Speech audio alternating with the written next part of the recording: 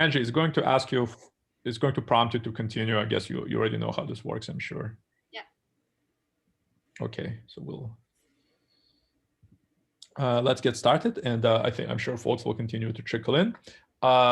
Welcome everyone to our Friday seminar. It's my great pleasure to introduce Angie Liu, who is a postdoctoral scholar, a research associate at the Department of Computing and Mathematical Sciences at Caltech. She obtained her PhD from the Department of Computer Science of the University of Illinois at Chicago. She is interested in machine learning for safety-critical tasks and the societal impact of artificial intelligence. She aims to design principled learning methods and collaborate with domain experts to build more reliable systems for the real world. She has been selected for the EECS Rising Star at UC Berkeley in 2020. Her publications appear in prestigious machine learning conferences such as NeurIPS, ICML, ICLR, EEEI, and AI Stats. And today, Angie will tell us about building trustworthy AI. Can't wait to hear it.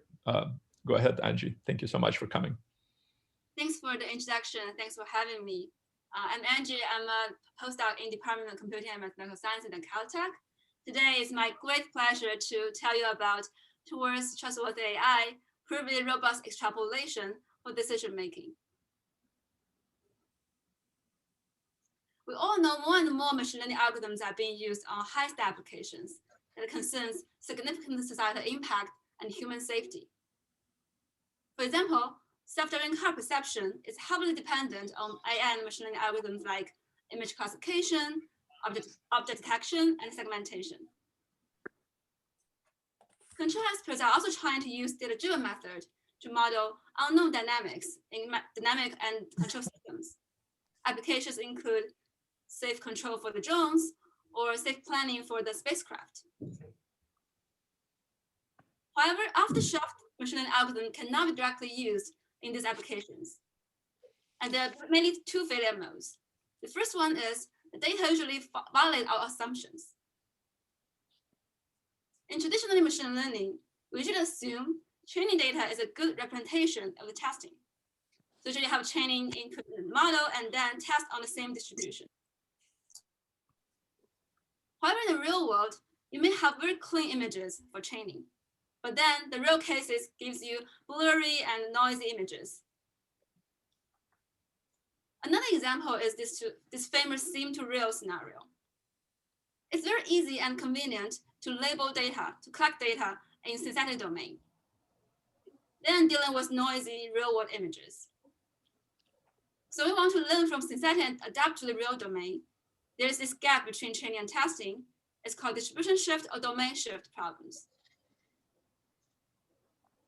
A second failure mode is that there are a lot of constraints for trustworthy AI systems, and constraints cannot be satisfied if we directly use off-the-shelf machine learning algorithms.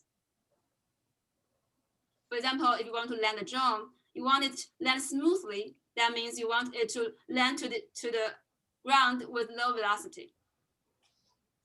If you think crashing a drone is not that big deal, how about it can crash into a person? You want the drone to stay away from humans. Or when it comes to navigating the space without collision for the spacecraft, one single mistake in this kind of application can give you a lot of risk. So this land smoothly, stay away, and without collisions, they are the constraints the system needs to satisfy. When it comes to sequential decision-making and exploration, these two failure modes are actually connected and can happen at the same time. For example, if you want to put a rover on Mars, which I did yesterday, it may have seen some data in the simulation on Earth. But when it's actually put on the Mars, you definitely need to explore new space, new domain. Every step in exploration can be regarded as a step of distribution shift. And then things get even trickier when there are unsafe regions that you can never touch. So if you do not reason this distribution shift in exploration, you cannot really differentiate this blue circle versus this green circle, like safe versus unsafe. So key is here, how do we extrapolate to a new domain and how confident we want the model to be? For example, this Mars rover may see some source data on simulation on Earth. For example, these black rocks. When you see some different rocks on Mars, how confident it should be in the prediction. And I argue that if you have the right extrapolation in new domain and the right model confidence, we can do a lot of things. First, if I have the right confidence, if I fail, I will not fail catastrophically. I will fail gently. That means even if I cannot recognize this rock, I will not classify it as something else with very high probability. And second, if I have the right confidence and extrapolation in a new domain, I can check the constraint satisfaction. For example, if my constraint is like I cannot stay too close to some unknown region within 5 meters, for example, then if I'm very uncertain about my prediction, I will be conservative in navigation and movement. I can satisfy my safety constraint. And finally, if I have the right confidence, I can collect more data according to my model confidence to help me adapt to a new domain. So the research question I want to ask and answer is, how do we produce robust extrapolation when you have new domain and distribution shift? And how to translate this kind of model confidence and uncertainty into constraint satisfaction? And finally, can we integrate those methods into real-world decision-making systems? In the past few years, I've been working on this robust extrapolation method and its applications. I'm developing methods in theory and also develop a general framework, and also try to apply to real domain. For example, safe landing. We achieve fast and smooth drone landing without human supervision. I've been also working with control experts to help the spacecraft to generate informative trajectory. So trajectory optimization also under safety constraints. And finally, I've been working with vision researchers to achieve large-scale sim-to-real domain adaptation. So here are some highlights in the applications. So in this landing project, we achieved 50% faster landing while still maintaining safety compared to the best Gaussian processes baseline. And in planning, we can generate informative trajectory in spacecraft simulation that achieves 30% higher success rate in satisfying safety constraints. And finally, in a vision case, we can achieve state-of-the-art self-training visual domain adaptation with almost 6% improvement on hard examples in accuracy. So in this talk, I want to first tell you about some fundamentals of this method. And then I want to talk about 2 applications in safe exploration and also in domain adaptation.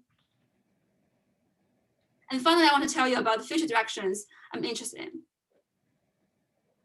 So let's first look at fundamentals in robust extrapolation. These are based on a series of my work and collaborations in my PhD. So to better set out the problem and know like what kind of problems we have, we want to use a regression example to motivate. Let's say we have a regression problem. We want to map X to Y. We have 2 distributions, source and target.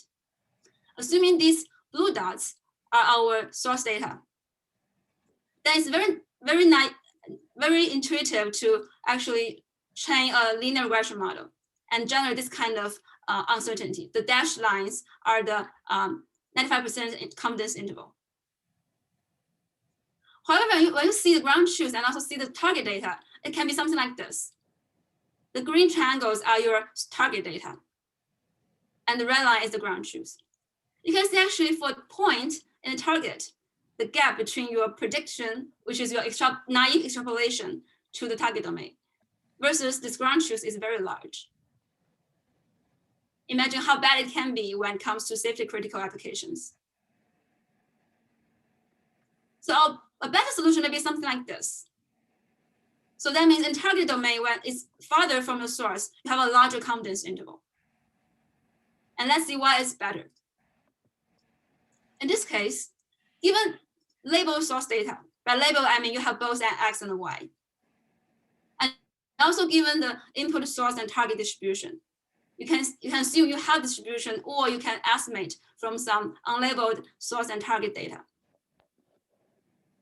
You can see as the data comes to the target domain, it's farther from source. You have this larger confidence interval. These orange lines are your mean and the variance, your mean and also the upper bound and lower bound of the confidence interval. The proposed predictive form is like this for this proposed solution. Given this source and target distribution, you have this conditional label distribution or conditional Y distribution in proportion to an exponential form. It has components P source X from the source data and P target X as the density from target data. You also have the theta as your parameters and the phi as your features. So as the density ratio, you have this ratio adjusted on uncertainty. It goes up, the density, it goes down, and then density actually goes up. To the extreme case, the density ratio can be close to 0, then you may have a even I don't know kind of answer to the question when the prediction is totally random and totally uniform between, for example, two classes, for example. So the intuition here is we give uncertain prediction on data samples that's farther away from training or source. And how to measure this kind of farther away? In this case, we're using this density ratio, P source X over P target X. So I'm giving you the intuition of the solution at first, and then we're going to see how we justify it and why is this the right thing to do. Before we go to the math details, let me also give you a classification problem. Let's say we have two data points in our training data, a red apple and a yellow banana. This is our source data. You know the labels and also the color as the feature, for example. However, in the target domain, you have, instead of red apple, you have a yellow apple. But you only have the feature, which is the color, available there. So then we look at the input source and the target distribution. This two model color distribution is your source, but this one model color distribution is the target. The question is, what's the prediction? What's the probability given the color, whether it's a banana or an apple? So you're doing this binary classification with only two data samples in your source. A popular learning mechanism is called empirical risk minimization. The idea is, given some training data, P tilde X, Y, tilde it means it's empirical. We directly input that to our prediction. And then by minimize some empirical risk on this data distribution. Even though what we actually want to know is the PXY, which is a true data distribution. We want to know actually the prediction for that. But since we do not have that, we only have data, we assume it approximates the true distribution. So then if you apply this kind of method to our binary classification problem, we have something like this. So given this color and the labels, it's very easy to change something like, given this yellow color, it's a banana with very high probability. So then given this yellow apple in your target domain, you'll predict it's a banana with very high confidence. An alternative of machine learning is called distributional robust risk minimization or adversarial risk minimization. There are different ways to call that. The idea is like, you also have the, similarly have training data, P tilde X, Y. But we ask this question, whether it can approximate our underlying true data distribution. Maybe not.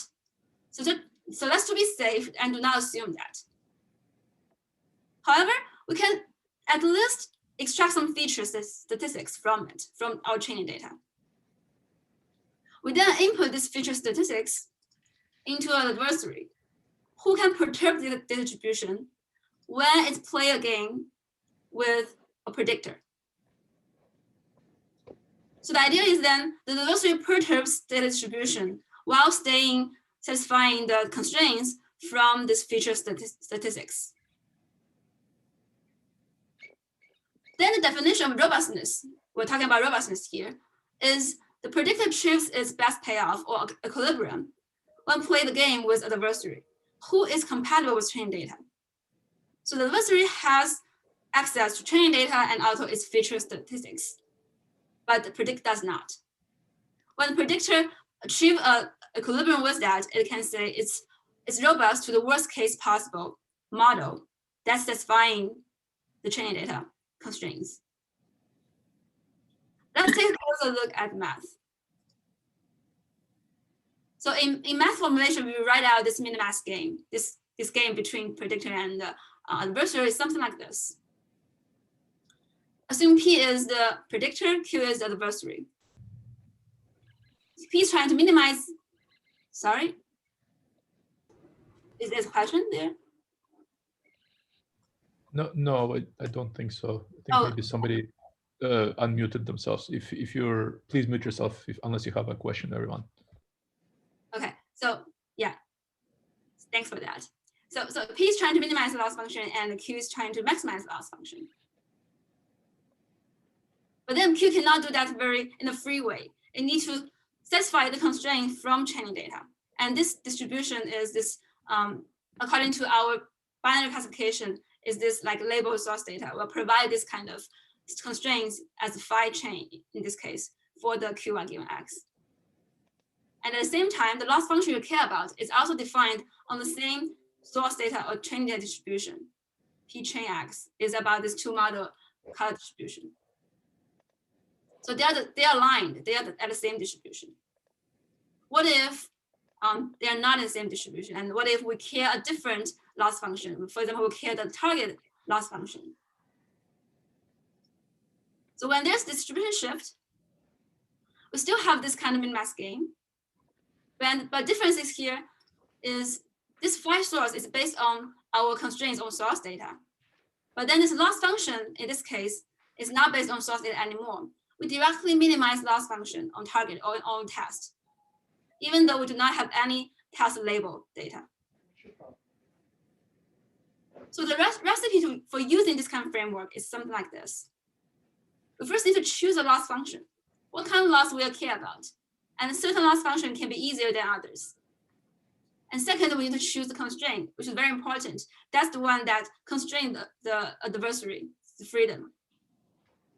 And then we derive a learning algorithm from this framework by solving the min-max game and also do the parameter optimization. There are several nice properties for this formulation. The first is when we use log loss, we actually can obtain an analytical form for the predictor. If we use this constraint like this for the adversary, we want the feature statistics for phi, its expectation to be matching the one from our training data, from our empirical data. Then we actually can get something like this. This is actually the parametric form I showed you before at the beginning. So we have this density ratio in this exponential form that adjusts uncertainty according to how far away a data point is from source or versus target. This is for classification. For regression, it's similar. We also have a log loss, similar as log loss, but you still have a base distribution there set by user. And then the analytical form is like similar as the classification case, except that you have this prior knowledge component, which means when you do not have this target, when the data is very far from the training, what's your default distribution you want to make prediction on? And then the rest of that is information from data. Angie, I'm sorry, could I interrupt you for just a sec? I think somebody on this call is like doodling on the slides. So if you have like a kid or something who is doing it, could you please tell them to stop? Thanks. Yeah, thanks for that. You should be able to delete those too, by the way. One of you two. Okay. Just annotate and then. Okay. Yes, I will. Yes, I will Thanks. do this.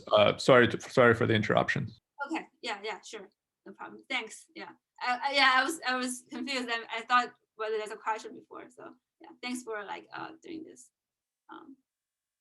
Is it affecting the people seeing the slides currently? Not at all. Not at all. Go ahead. Okay. Cool. And then when you have this prior knowledge component as base distribution, and also this component that represents information from data. And then when you have specific feature function and the base distribution, you can directly get a Gaussian distribution out of this parametric form. So that's why we can directly predict the mean and the covariance of our prediction. The second nice property here is the conservative uncertainty. Let's use our classification example. So we have labeled source data as these two data samples. And then we have this input source and target distribution. When it comes to this yellow apple in the target domain, we look at the density of this yellow color. And we think that the density actually, the source over target is actually small. So then even though I still actually predict a banana, my confidence is much lower because of this adjustment from this density ratio. Similar story happens when it has a regression case. Let's go back to our regression problem. We have source and target data and the linear regression like this, and this is our ground truth. But then when it comes to robust regression, which is our proposed method, the uncertainty is much larger when it goes farther away from the source data, when it goes to the right-hand side of the axis. So when density ratio is smaller, we have larger confidence bounds. The third nice property is that we can bound the learning error in certain cases. I'm just showing you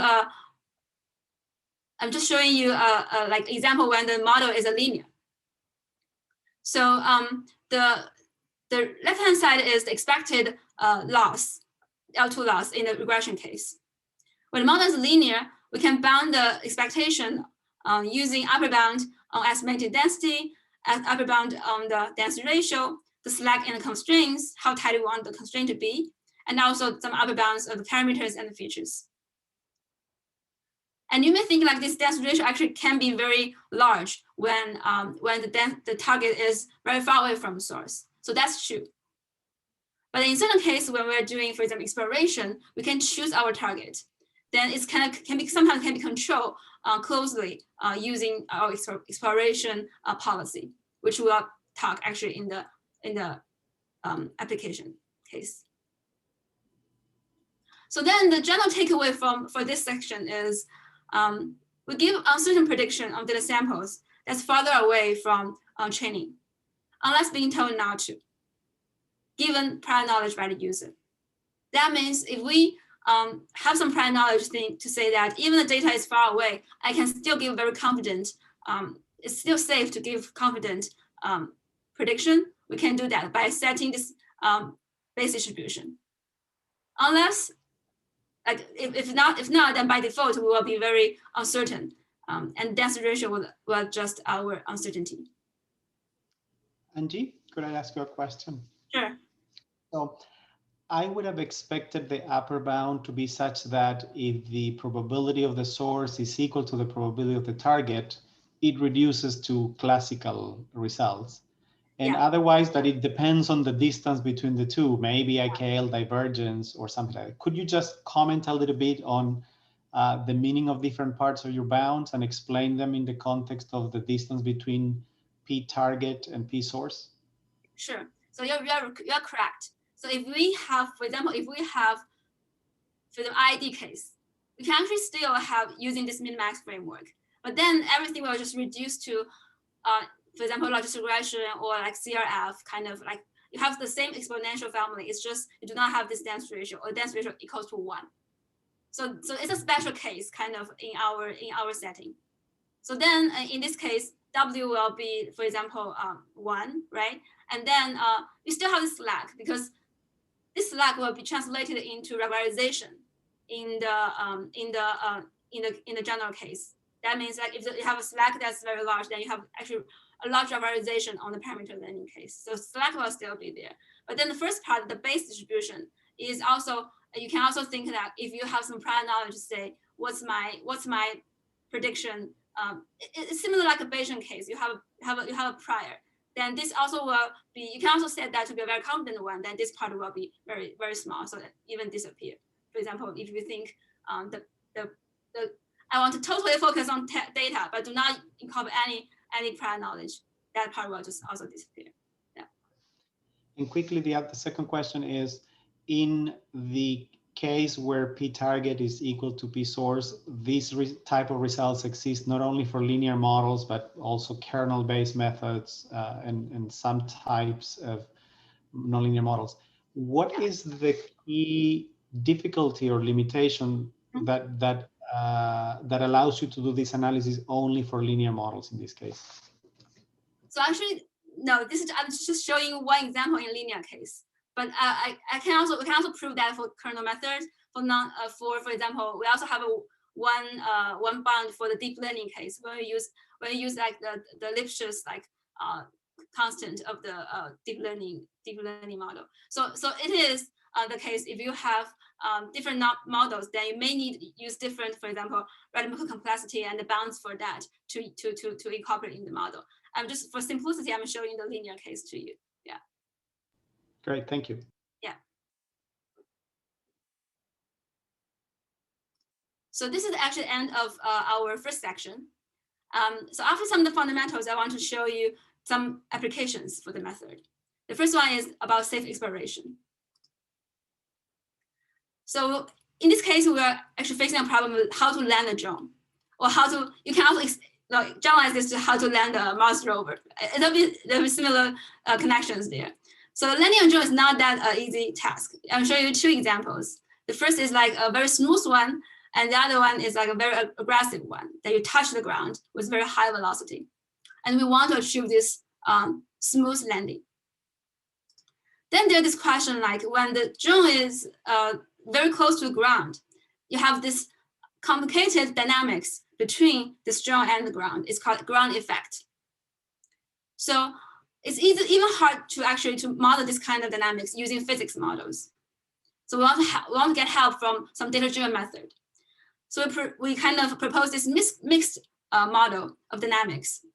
F here is this nominal physics model. G hat here is this machine learning component, which we actually apply our robust regression method for it. Another challenge here is how to get data. So I'm showing you 3 ways of land a drone. You can do like very safe but very slow one, like the blue one. You can also do like very fast but unsafe. What we want to achieve is something in the middle, which is the orange one. We want fast but also smooth. Even human pilot cannot sometimes really control this kind of thing, like by just doing data collection. So our question is, can we achieve this fast and smooth landing by letting the drone like explore itself? Then why our method of robust regression or robust extrapolation is relevant here? It's because you can imagine you can start with slower landing, which is safe. You can collect data there.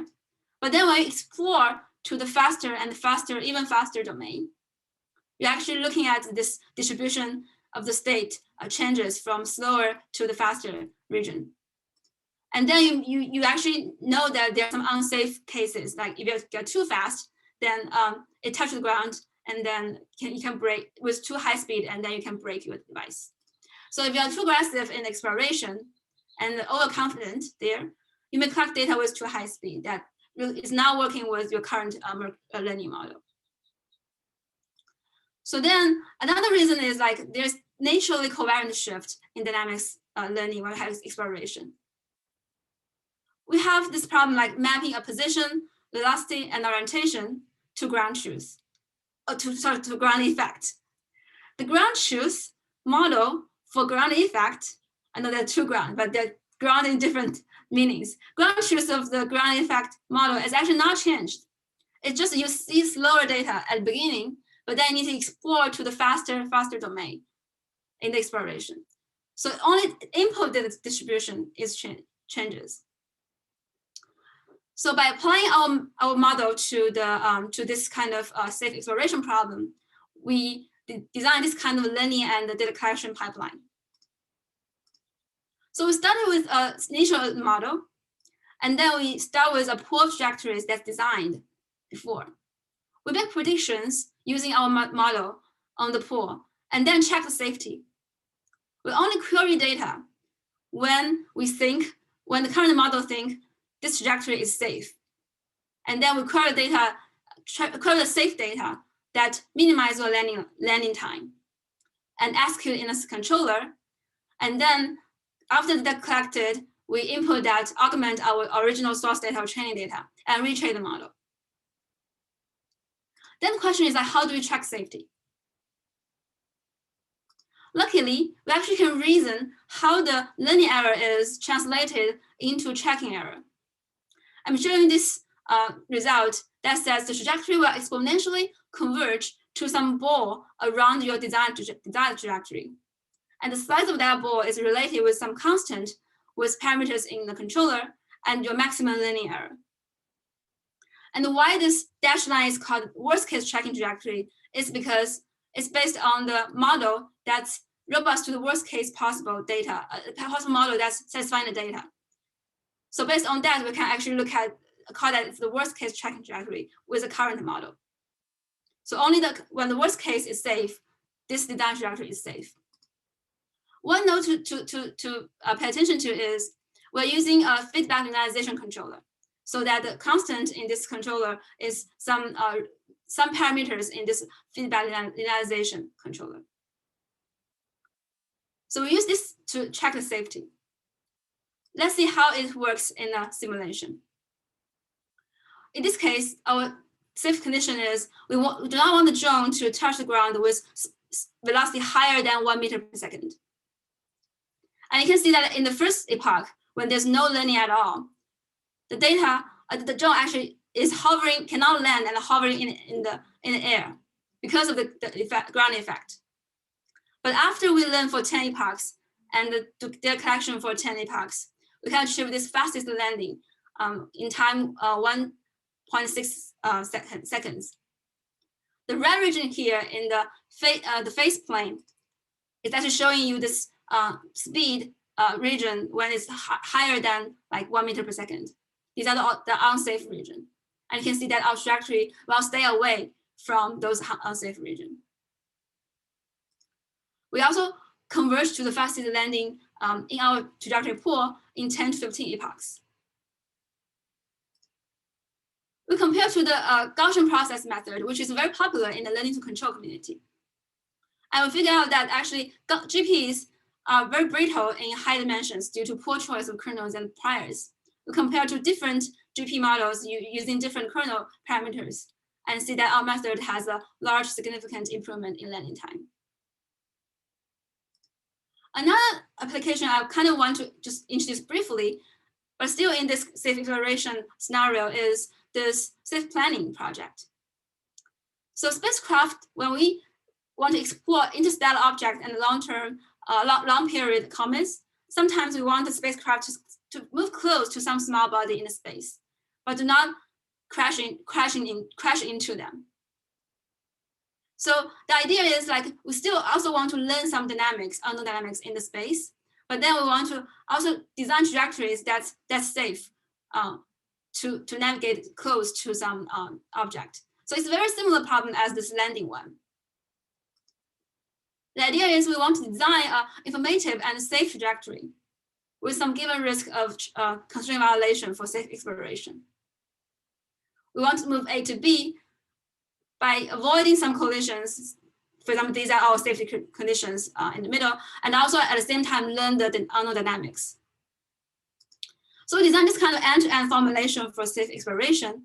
It's very similar with the landing one. The only difference is instead of design the pool that you need to provide to the pipeline before, we want to have directly trajectory planning, trajectory optimization, so that we directly optimize something out of our current model. So I'm just showing you this kind of constraint optimization problem. We want to minimize some loss function, and we want to use our information cost that's represent how many information you have in the trajectory, and then combined with another cost function that's usually about fuel consumption in spacecraft. And then under the constraint that you have your hybrid model as before, you have this learning component in the model in dynamics. And also you have some safety condition that for example, you want your trajectory to stay in some set with very high probability. In this case, I will skip some of the technical details and just show you a simulation result in the spacecraft simulators. Assume you want get from this left-hand side to the right-hand side without collide into these two gray eclipses, which are the obstacles we assume. So this red and blue trajectories are from our two settings of planning. The red one is the one we want to explore more, so that it's longer in length and it's more curvy. It stays away from the obstacle. Well, the blue one is the one that we do not care about how informative the trajectory is. We only care about how efficient it is in fuel consumption. Then it's shorter in length and stays also closer to the obstacle. Our approach has 30% higher success rate when compared to a standard planning algorithm in Epoch 1. And as we collect more data and learn better, this success rate is higher also along the algorithm. So the takeaway for this application is we discussed distribution shift is very inherent in dynamics learning when you have exploration. And then we look at how we can actually reason learning guarantees and how it could translate into control guarantees. We use that to check the safety, and also we use that to maybe generate like the plan trajectories. And we conduct experiment on simulation designed from real drone data. This is something I forgot to mention. It's like our simulation is also based on this real drone data. Angie? Yes. One quick question. The one part of the research here involves using feedback linearization for the controller design. Right. That requires knowing the model, and not all models are feedback linearizable. This is very constrained. Right. But the model, actually, you're learning it from data. Mm-hmm. So what I'm curious about is that as you're learning the model, how do we know that it's feedback linearizable at every iteration of learning so that the controller can be done? Yeah, it's definitely we benefit from our special structure of the problem and also the special design of this controller. The feedback linearization is something like we actually look at a case that the nominal, in the learning case, the nominal model is actually a linear one, and then the nonlinear part is actually in the residual dynamics, which is the part we are learning. So we are actually trying to cancel out this feedback linearization is actually just canceling out our learned component, our learned prediction, the prediction from our learning model. So the rest part is linear. So that definitely we benefit a lot from this kind of structure. And I think it's a very good question, like in the more general case, whether we can design something like that. I think definitely there are cases maybe it's, for example, the nominal model is nonlinear, and then you can now really directly use this feedback linearization kind of approach. And I think it's still, I think, open question there if we, for example, when you have like real world problems that's like more complicated than this, how do we design algorithms and how do we get guarantees? And yeah, I think I'd like to also work in that area in the future. Yeah. Thank you. Yeah, thanks. Any more questions? Okay, this will conclude our first application, and then let's go to the second application. So this application is about domain adaptation. So domain adaptation means this. One example is sim to real, right? You have this synthetic data that's easy to collect, but then you want to adapt to the real world images, and there's distribution shift. One way to do distribution shift is distribution adaptation is self-training. The idea is you first do some initial source training with your labeled source data, and then make prediction on target images and look at the more confident predictions you have on target. You choose the higher confidence one as the pseudo labels. You use a predictive label as a true label. You generate some pseudo labels and put your pseudo label data, target data into your training, and then do this kind of network training. The second round, similarly, you generate some predictions on target domain, and then look at the more confident ones, generate the pseudo labels for the more confident ones, and then put the more confident pseudo label data into the training and then retrain the network. So we have figured out that the confidence is very, very important here. If you make the wrong prediction and then is overconfident, for example, get the wrong pseudo label, you're actually poisoning your training. And if you make mistakes, you cannot really recover easily from your poison data. So it's very natural to see whether we can use more reasonable kind of model confidence there. But then to use our method, there are also difficulties. If you recall, we have this density ratio in our exponential form. But then when it comes to images, it's like this high dimensional data. It's very hard to really estimate the density ratio in high dimensions. So then we actually developed this like differentiable density ratio estimation kind of framework. The idea is the first part is like the classification network is similar as just a general like classification method. But then the difference is like we use this target predictor form from our model. The difference between it and the more general, more nominal method is I will have a different network that actually controls and learns this kind of density ratio. We call this discriminative network. So given input of some source images and target images, we try to do a binary classification. This binary classification can tell me, like, given an image, how far away it is from how probably is from a source, how probably is from a target. We input this kind of density ratio into our target predictor. Additionally, we also can train this. We can also treat this kind of density ratio in target predictor as a trainable weight, so that the discriminant network can also get learning signals from this target predictor. And then we do this end-to-end training, like train these two networks simultaneously, so that we make sure that our density ratio trained here is beneficial to our target predictor. It's not like optimizing for its own good. It's actually beneficial to the end goal.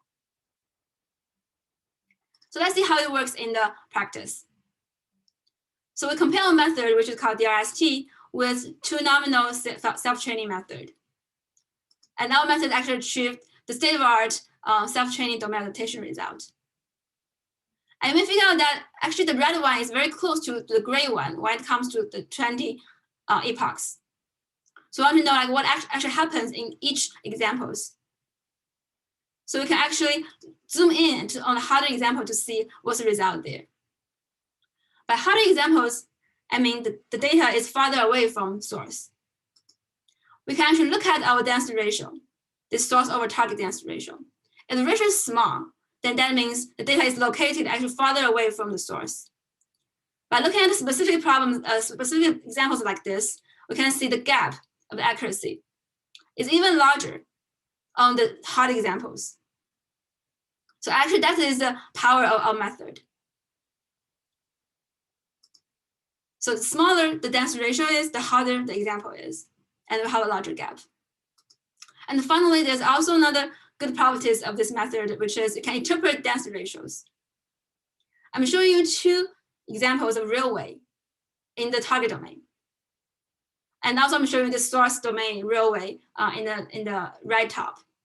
You can see that the right-hand side one is closer to the source data. And it also has a larger density ratio. While the left-hand side one is a noisy railway, and then it's farther away from source, and it also has a lower density ratio. So the takeaway for this application is model confidence is very important for self-training when you select and pseudo-label data. And then this distributional robust method can generate better uncertainty. We know uncertainty is actually very hard to evaluate sometimes. And then we actually kind of implicitly evaluate our uncertainty using this self-training result, because we heavily dependent on the uncertainty for self-training. We achieve the total result, and also we can interpolate, and this density ratio actually makes sense to us, that actually represent how far away a data is from source versus from target. So this is the end of this application. Are there any questions? Cool. So before I go to the future directions, I want to tell you a little more about some of my other work on trustworthy AI. So I've been mainly working on covariance shift cases, as for example, in the control case. But I'm also thinking and I care about different types of distribution shift. So one example is label shift. Label shift is different assumption than covariance shift. It usually focuses on the class distribution. So if you want to do this bird species detection in different regions in US, so even though the species distribution changes in different regions of US, given the same species, the features does not change. So we actually develop a method for regularized learning on the label shift and develop further the active learning on the label shift. Try to provide a method to do active learning for like general class imbalance data. And you can see, just to give you an example, like how effective the method is, we compare to the baselines, and you can see how many labels we actually receive by active learning to achieve the same accuracy. Another field I'm very interested in is fairness. We all know current machine learning methods can suffer from unfair predictions. That means you have like much lower performance on certain groups than others. In the gender shade project, we can see that for darker subjects, the accuracy is much lower than the lighter subjects. And when it comes to distribution shift, things can get even trickier. I'm showing you 3 examples of different kind of overlap source and target can have. And with larger and larger mismatch between source and target distribution, the fairness violation is larger and larger. The fairness violation means the discrepancy between 2 groups, for example, male versus female. So we developed a method to account for this fairness under covariance shift, and we'll achieve a better trade-off between accuracy and fairness under this kind of shifting case. A final project I want to just briefly mention is this trustworthy social media project. In Caltech, I've been working with political scientists on dynamic social media monitoring, trolling behavior detection, and also large-scale topic and opinion modeling. This figure just shows you this prominent Me Too movement, the log of the hashtag in early 2017. You can see a big surge there. We're interested in understand how people are using social media to discuss their public opinions, and also how the AI system is actually affecting their beliefs and their preferences. We want to do this monitoring and also try to detect hate speech and trolling behavior there, and then to look at different topics and opinions and emotions people have expressed there. And here I'm just showing you one of the topic our model actually captured in terms of women's empowerment, based on this large scale of Twitter data. Finally, let me go to the future directions. I've been talking about different applications like control and vision, but there are various applications in trustworthy AI. For example, AI for scientific discovery, we're helping the biologists to do fine-grained species classification. We will have this hierarchy in the class domain. So AI for safe control, which I already tell you about two examples. And from the AI for healthcare, I guess it's, I know like Johns Hopkins has this great public health school, and then this is definitely a lot of method are being used currently in the for example, disease detection and try to improve the health services. I'm very interested in this area as well.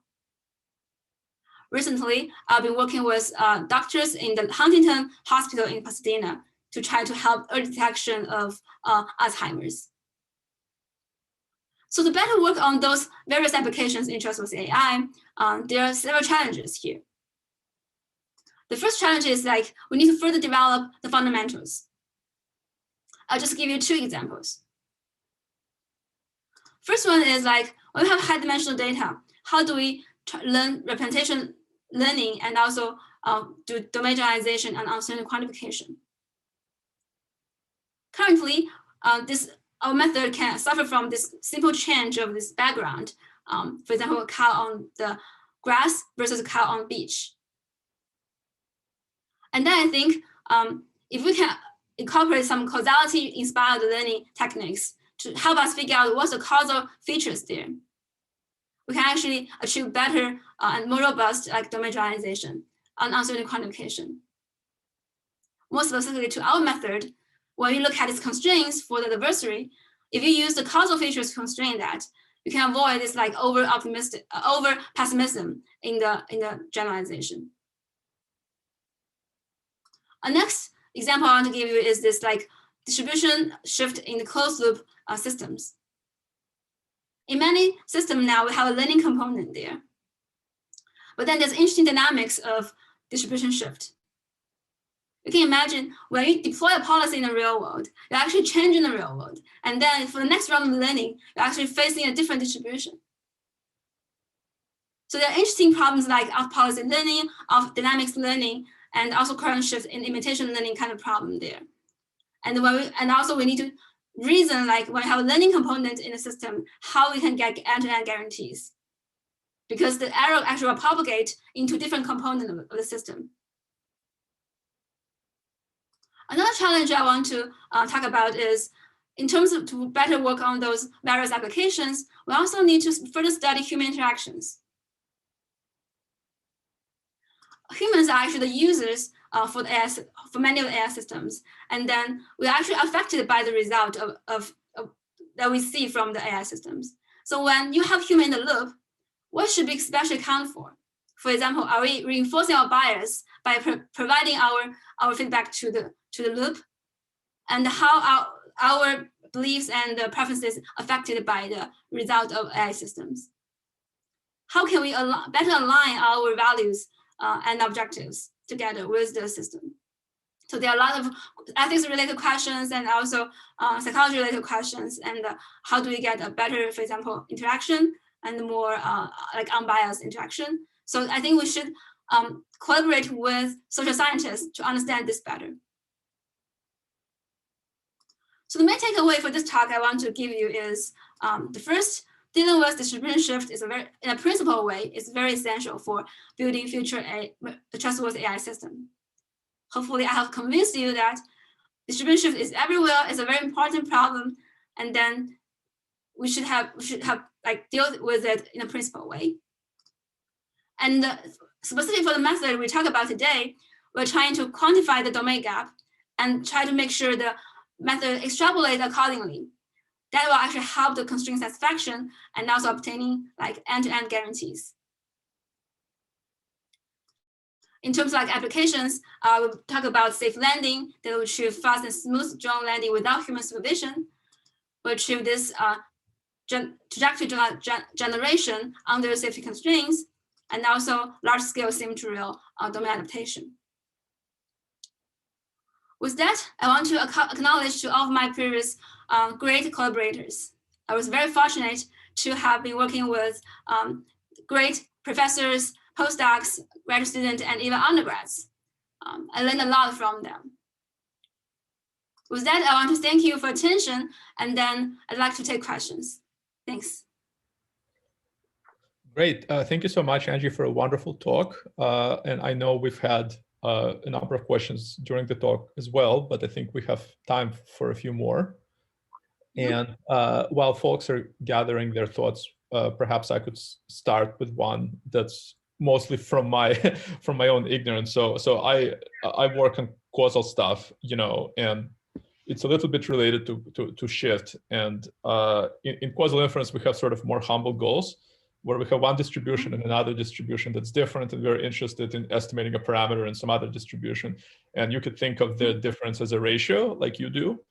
And in causal inference, people seem to think that if you specifically, one of your areas was worrying about situations where the difference between the distributions is very large, which is very interesting, because in causal inference, people think that if you want to estimate a parameter in a large enough difference in distributions, that's not possible to do, basically. And so we have these assumptions called the treatment overlap or positivity assumptions that sort of tell you a little bit what's, when you could actually get a consistent estimator and things like that. And so I was just wondering if if we should basically be reading stuff from your community about how to do this, or is it the case that it's in fact impossible and you have to make some assumptions to make it possible, or perhaps it depends on the kinds of problems you do after you shift, where it's not parameter estimation but something else. Right. So that's a very good question. So definitely the assumption is important here. So in our case, for example, in the first part of the talk, I talk about this kind of distribution shift and minimax. It's all in the case of covariance shift, which is like the y given x is not changing. That's our assumption. Like the things that you want to learn as a conditional label distribution is shared. It's just you do not see enough data, and or you see a biased data. So the input distribution is different. And then there's other ways to think about problems like label shift, which is opposite. Like if you have, let me see, I think I have some slides for that.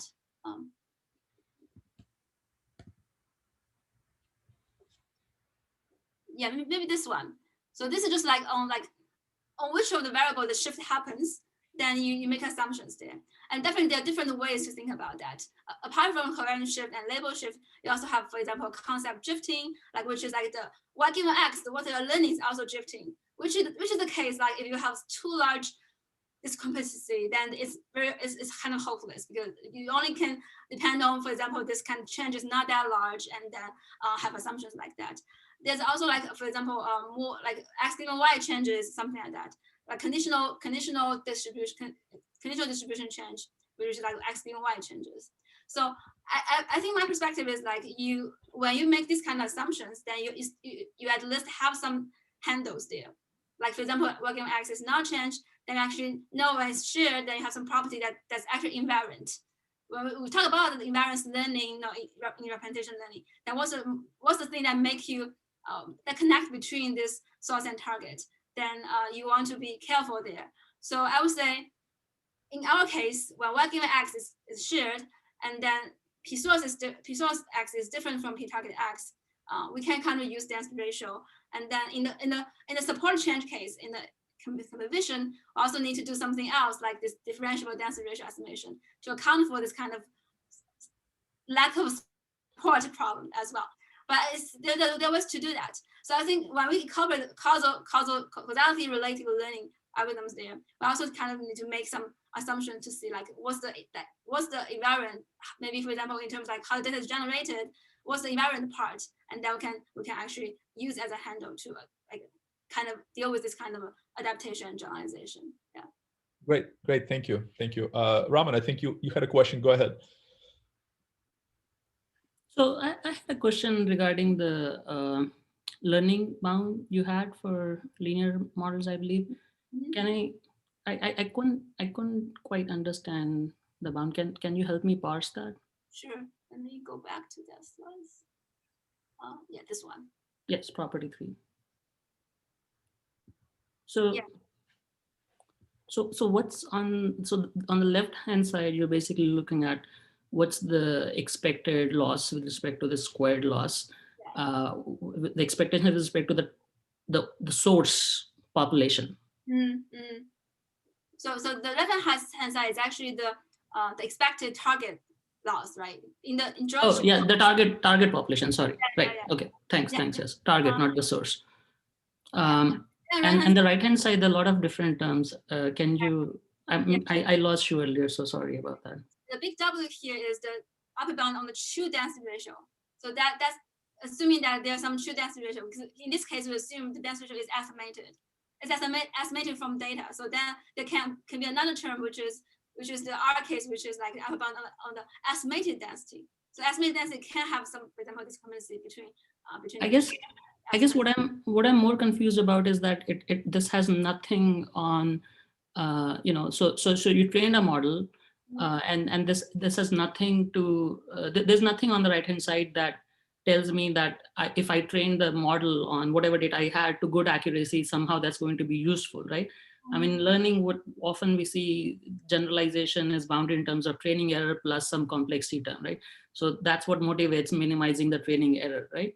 Yes. Roughly speaking. So on the right hand side, I don't see an analog of, how well did you on training should determine somehow the performance on the target domain. So that's what was confusing to me.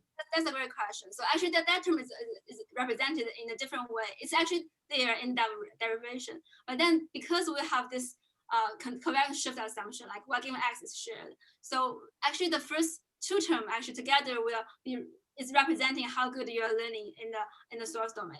For example, using your source data. So this slack term is actually the case, like what is for example, what kind of level of constraints it is satisfied. And then these two terms actually together is a kind of a surrogate of this kind of like model, how good the model is learned. So it's absorbed in some of the terms, but definitely the idea is, as you are correct, that you want to bound, for example, in terms like how good you are, because here I think the thing is like we do not really care about, for example, how the source performance. We care about, for example, using the data, how good in our trained model, how good it is for this constraint satisfaction, and then how it's extrapolated to the target domain. But then what's the source domain, for example, performance actually is not as relevant, for example, as in the IID case. I understand that the performance itself is not relevant, but what parameters, what terms on the right hand side depend on what we did over the training data? Is that clear? The first two terms, like this, okay, this first term is related with like your for example, the upper bound of your variance plus the lambda term is your slack in the constraint. These two terms together is actually showing you how good the model is when you use the source data as a constraints. Yeah, that two term actually correspond to the information related with that, but not exactly the training performance or like the source performance, because we are using kind of different approach, so do not really directly look at the source performance and do not evaluate that at all. Yeah. Okay, thanks. Great. Do we have any other questions? If not, I had one very quick one, I'm sorry. So again, this is from my own ignorance. So when you think about models for density ratios, do you typically think of them as something simple or something complicated? So the kind of thing you would do in statistics, you would say that individual densities are complicated, but the ratio is easy. Yes. So there are different ways to do density ratio estimation. There are ways like I first do density and then do division. And there are ways like I directly do density ratio estimation. It's usually the case when people think the ratio is easier. Directly dealing with the ratio is easier than first do density and then because it's more direct. If you really care about its ratio, is not the individual kind of density, then doing that in a more direct way is beneficial. So there are a lot of work in Professor Sujiyama's group in his early work in different ways to do density ratio estimation directly from data. So I would say ratio directly, if you care about that, the ratio, then directly using the ratio, the estimated ratio is easier than do that separately and do the division. Yeah. But in general, that's a very hard task. In general, density ratio estimation is also a very hard task in terms of like high-dimensional data and a lot of difficulties there. Okay, great, thank you. Okay, let me just see if there is one last call, if there are any remaining questions. We are in fact a little bit over, which is great. So we had lots of good questions. And it looks like that's it. So please join me in thanking Angie for a wonderful talk. So I certainly learned a lot. That's the best way we can clap. Sorry, go ahead. Yeah, thank you for all the questions. If you have additional one, just feel free to let me know by email. Yeah, we can also chat in our individual meetings. Yeah. Great, thank you so much. And I will certainly see you later on Monday. Later, talk to you later. Thanks. Thanks for the attention and thanks for your time. Bye.